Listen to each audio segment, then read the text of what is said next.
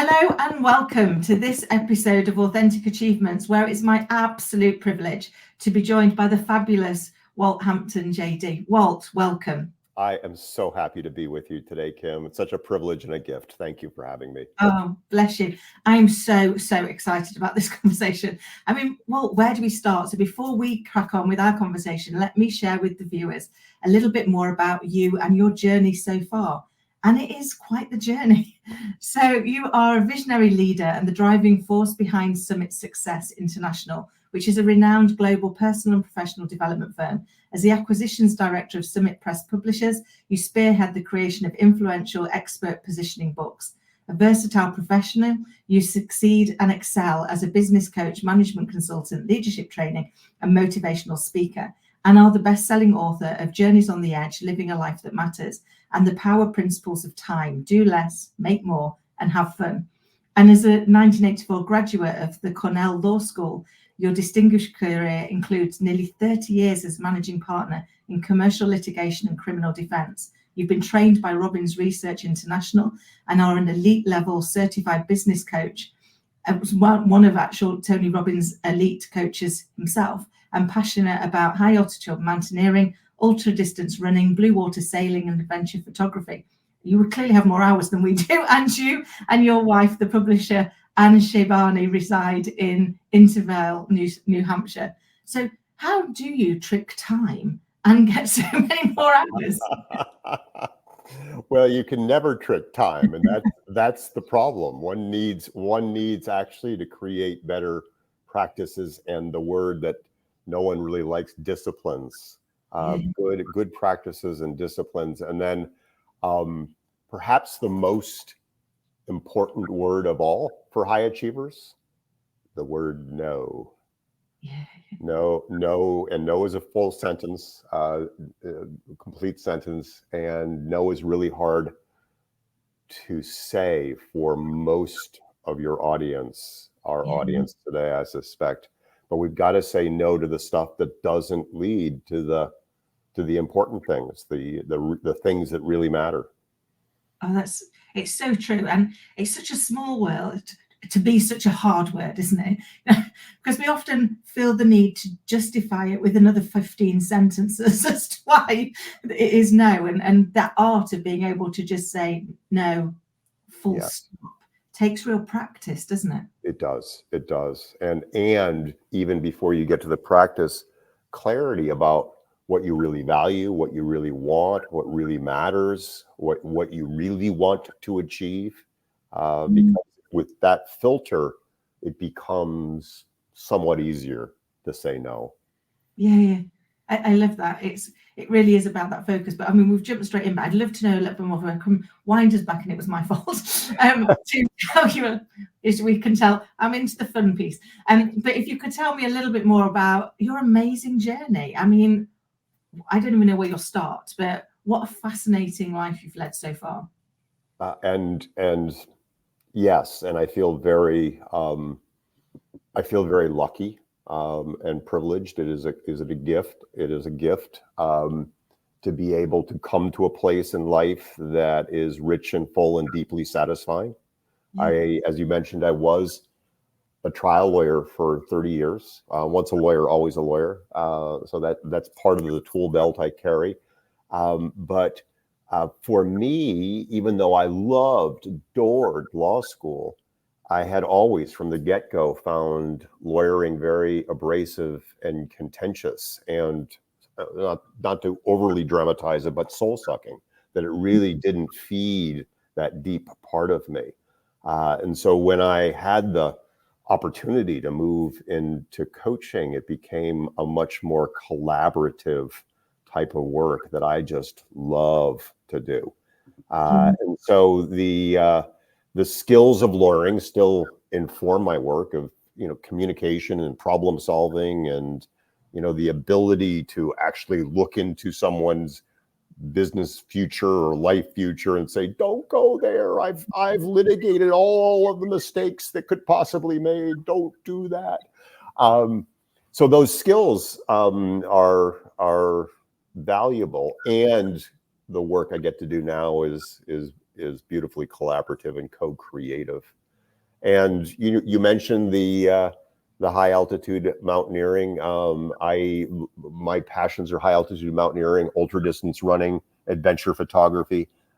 Having those passions, I think, help balance a rich, full, and joyful life. We live on the edge of the national forest in the White Mountains of New Hampshire, and we run and play and climb and ski and frolic in the mountains 2 or 3 times a week. And that time away, paradoxically, for most high achievers, is really what keeps the fuel high to continue to do the important work we're called to do in the world. It's so true. And you mentioned the word balance, and I think that's something that we can often find quite hard, can't it? I get people talk to me all the time about, well, how do you maintain balance? And I'm like, well, it's in the moment. So sometimes you'll be out of balance. Sometimes it will feel very work heavy. Sometimes it will feel very play heavy. But as long as it's not always one or always the other, then you find that equilibrium and that balance and that ability to recharge your battery, don't you? So that you are able to do both well. Absolutely. The way I teach it is, I used to talk when I began this work now 17 years ago about work-life balance. And as you suggested, that's a myth, a fallacy. It's more like a cafe table on a cobblestone street. It's always a bit out of balance. But if we're mindful and intentional about feeding all of those pieces of our lives, our financial lives, our business lives, but also our relational lives, our spiritual lives, our physical lives, if we can really understand that all of that is what adds to a rich and full and deeply satisfying life, and that we can become more intentional, I think life becomes sweeter. Yeah. And I love that you so eloquently always use the word intentional, because I think that's the part, isn't it? It's about being really present and making a conscious, intentional choice about whatever it is that you're going to do, because that's what it always comes down to, isn't it? Is our choice, and whether or not we did it fully consciously. Yeah. One of my favorite, more recent books is by Dr. Edith Eger, and her book is The Choice. She was in the camps at the same time the great Viktor Frankl was there. They became friends in later lives. And of course, Frankl's book, 20th Century Classic, Man's Search for Meaning. Edith talks about in every moment, regardless of our circumstances, we have the power to make a choice. And it really is slowing down that action in our minds so that we are in that moment more mindful and intentional, because most of us listening today, we get into that slipstream of our days and our weeks and our lives, and time just slides through the glass. Yeah, it's so true. It's so easy, isn't it, to get lost in the moment. And I've got a little girl, she's 7.5, and I always say to her, everything comes down to choice. So she's very quick to label, and she's like, "Oh, mummy, I was naughty." No, you weren't. You made a naughty choice, but you're not your choice. You get to make a new one. You get to make a brand new one. If that one didn't serve you, you can make a different one. You don't have to hold on to it and drag it into the rest of your future. And I think we see that a lot as adults, don't we? We kind of have made a bad choice, and then there's that old saying, isn't it? You've made your bed, you've got to lie in it. But you can get out of bed and make it again. What a beautiful gift you're giving your daughter, because that is, because we do have that self-judgment and that self-deprecation, and that doesn't serve us. It's in this moment I get to make a different choice. Yeah. And I guess for me, it took me a long time to unlearn what I'd learned, which was you cling onto it and then you become that label. So I'm trying really hard to make sure what I've learned in my life, I can help her not have to, go through the same journey. Mm-hmm. But talk to me about kind of that transition. I mean, you've said about moving out of kind of law, because it didn't feel your passion and your purpose, and this one clearly does. This one clearly sings from your soul. So how did you find that? And then what were the challenges you faced both internally and externally in making that leap. And it was less a leap than it was a crawling, staggering, lurching motion. So I was the managing partner of a very successful law firm. We did great work, meaningful work, important work. We made a lot of money, which was great. But as I suggested, I was never deeply happy. And I discovered my amazing wife, Ann Shabani. We crossed paths in 2005 and we're married in 2007. Just one of the greatest gifts of my life. Oh. And she, for our very first Christmas, said, I think we should go to Tony Robbins' Unleash the Power Within. I bought 2 tickets for us. And I said, oh no, honey, I'm a very tightly wound trial lawyer. I don't go to things like that and jump on chairs and drink Kool-Aid. And she said, no, I think it would be good for us. And she dragged me kicking and screaming, and it changed our lives. We enrolled in Tony's 2-year Mastery University.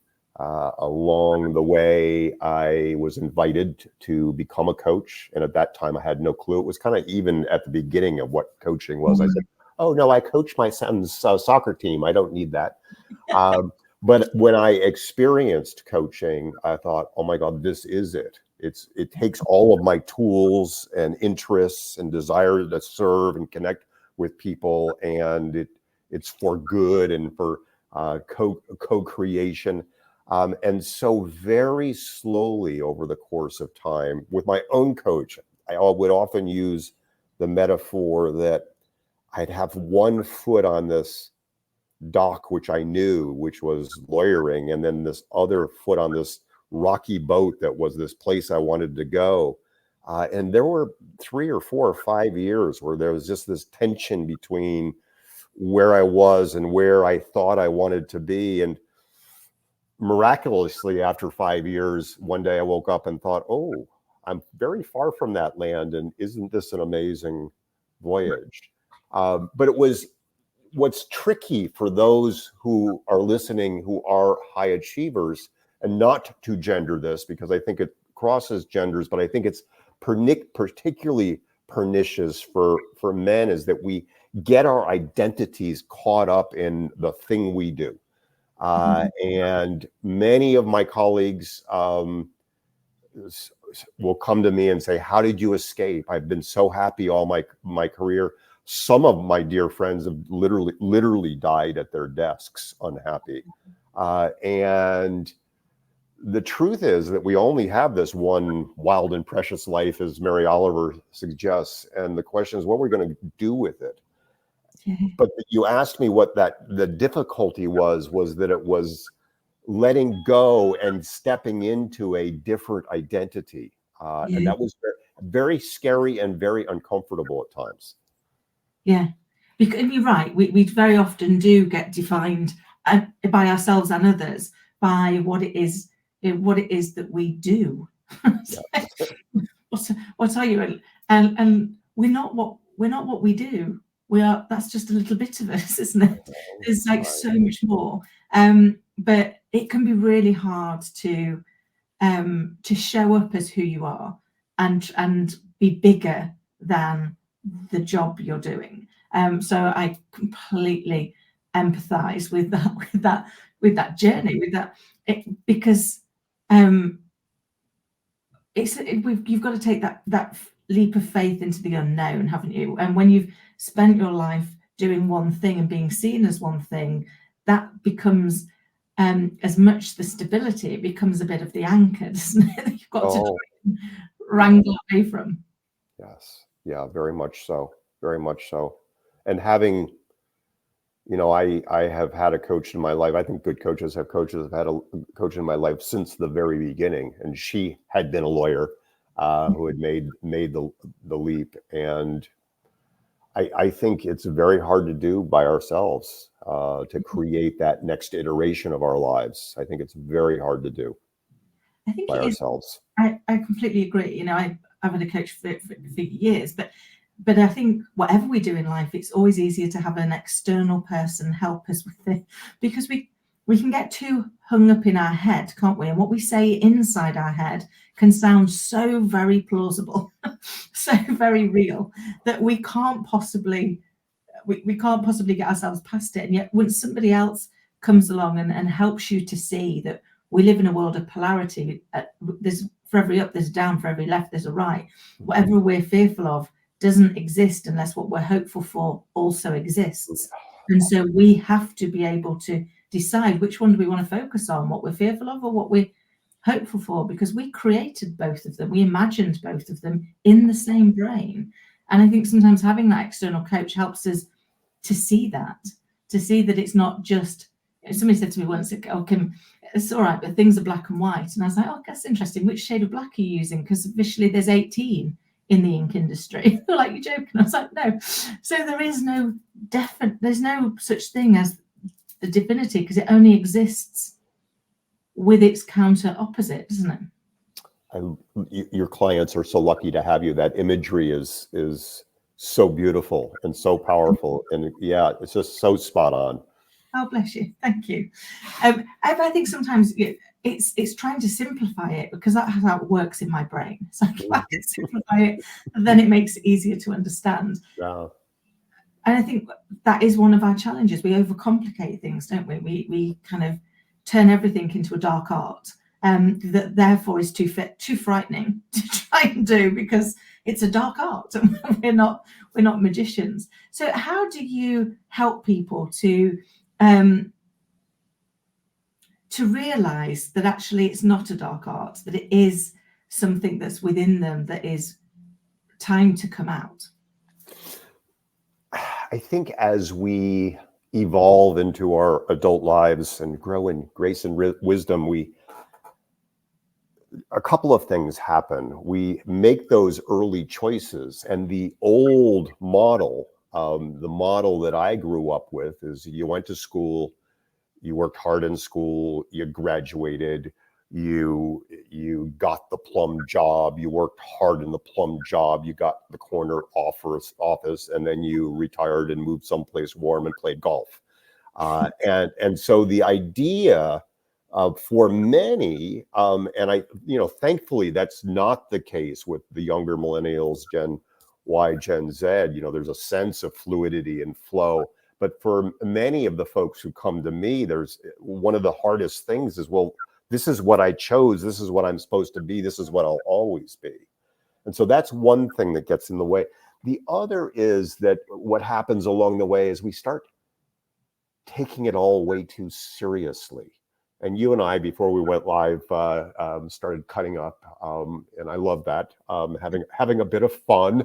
I think when we begin to hold the possibilities with more lightness, more creativity, and begin to experiment with this next chapter, that begin to create even a side hustle, if you will, or not even a side hustle, but I'm curious about what it might be like to lean in and to write or to speak, or maybe to become a coach, or I wonder what it would be like to take my knowledge and turn it into a program that might serve more people in the world, just from that place of wonderment and coming back to that very primary thing that is part of your daughter's lexicon right now, which is play and creativity, and hold it with more lightness, and the ability just to stay inquisitive around it, to stay curious around it.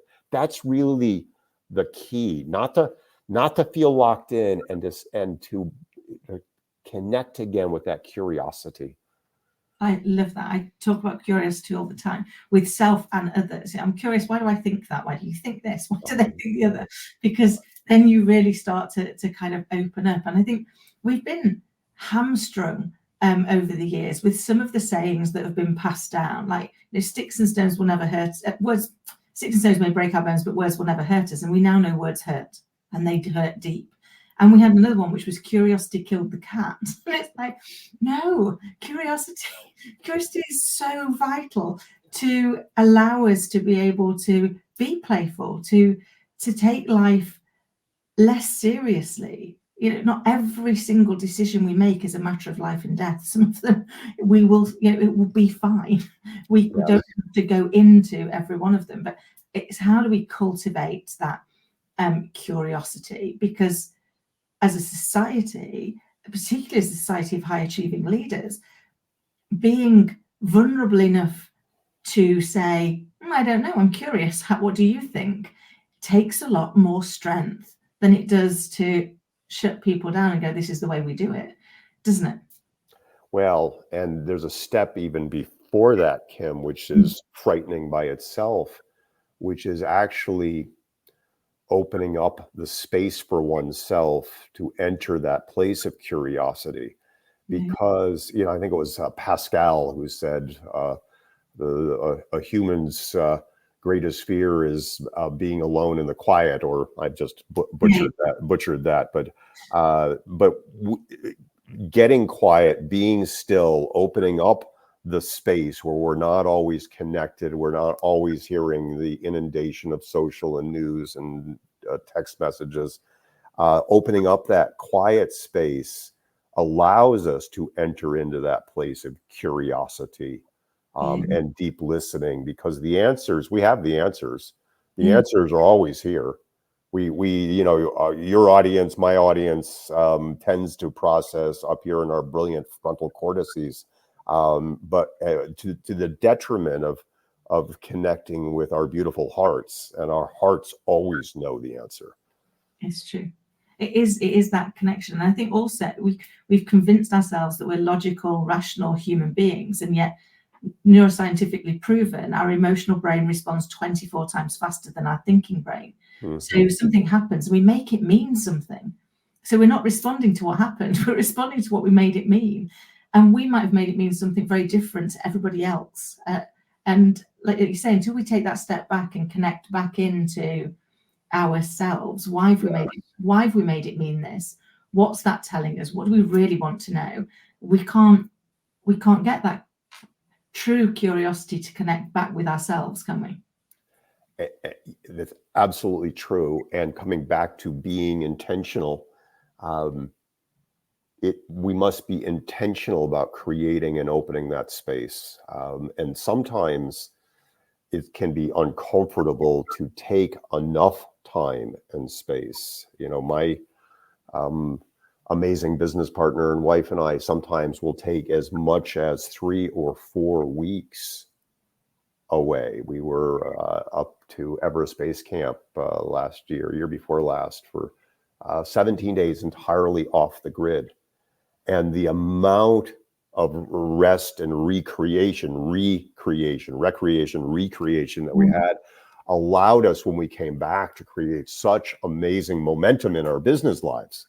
But again, it's paradoxical, because we think we need to stay in it all of the time.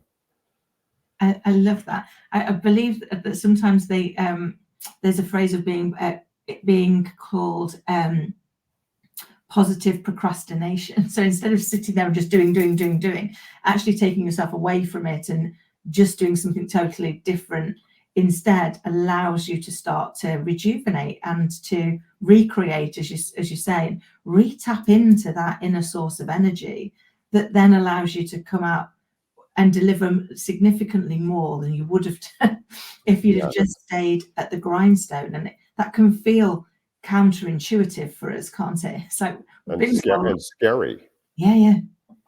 So what advice could you give the people listening about what steps they can take if they want to try and reconnect and take that leap back to themselves?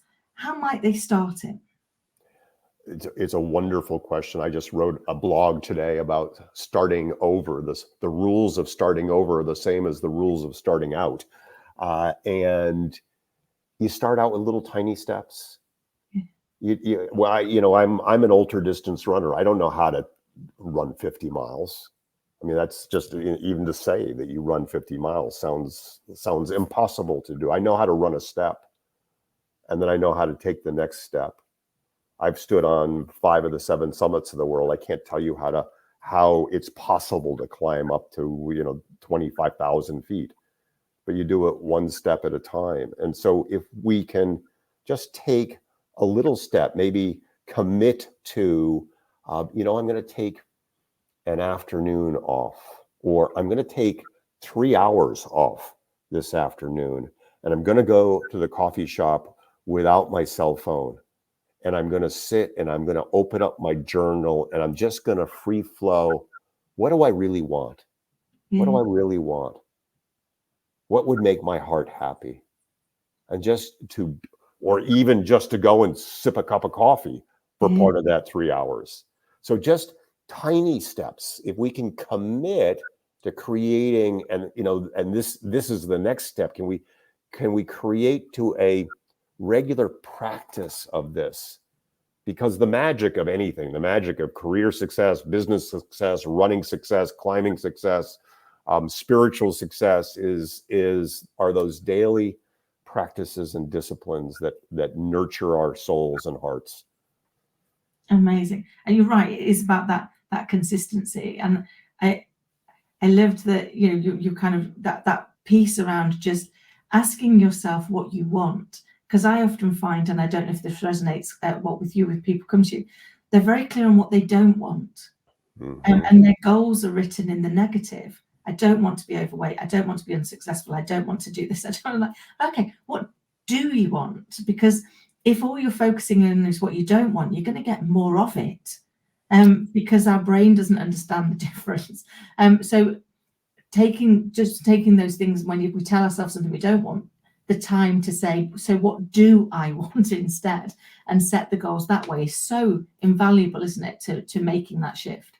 It is. And there's just one little interesting nuance for high achievers, which is some people will come to me and say, I want to create an exciting next chapter, but I don't know what I want.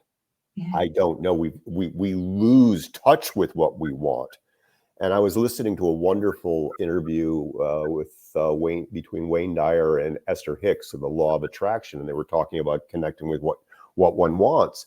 And Wayne asked her, "Well, what if we don't know what we want?"